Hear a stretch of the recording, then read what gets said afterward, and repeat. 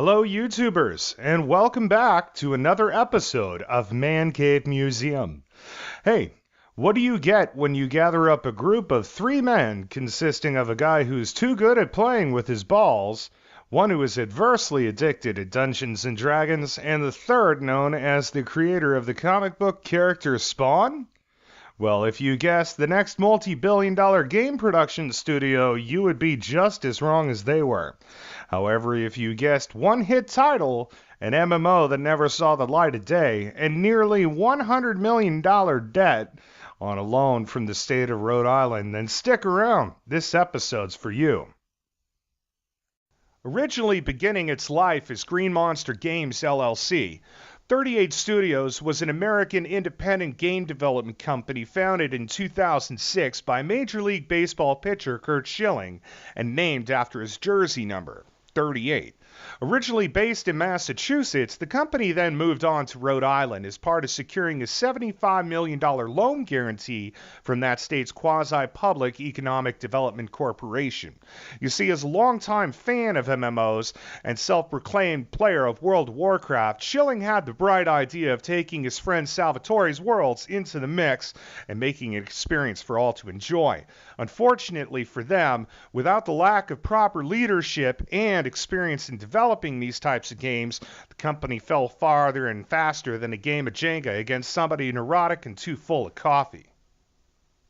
The ship started to sink shortly after the acquisition of Big Huge Games, and the project Copernicus MMO that Schilling and his team over at 38 had delved so many months and years into started seeing further and further delays on its way to becoming the next major mark in MMO territory. You see, the thing about making a massively multiplayer online game is you have to have a lot of money. You also have to have a lot of fans, and in all due respect to Salvatore's work, the Kingdoms of Amalur Reckining game didn't quite introduce anything all too special for those fantasy types. Not even at the time could the big giant kahuna themselves, Blizzard Entertainment, even offer World of Warcraft for their previously subscribed $15 a month fees. Hell, even them going free to play was certainly a sign of things to come. Now balls deep in a pool of his own failure, Schilling had to face one of two realities. Either try to swim through that and find a way out, or hightail it from Rhode Island, close the company, and declare bankruptcy. He was a smart man. As a matter of fact, word has it around the street that Rhode Island, yes, the state of Rhode Island, still employs one lonely little IT worker to sit there and play with his little Copernicus 9 to 5 to make sure the game is still running right in beta form, so that maybe one day another idiot will pick up the IP on the cheap, turn around, and finish the shitty game. Thank you all for watching, and that's all for now. Appreciate it. Make sure you hit that share and subscribe, and we'll see you in another week. This is R.W. Bivens for Mancave Museum. Peace.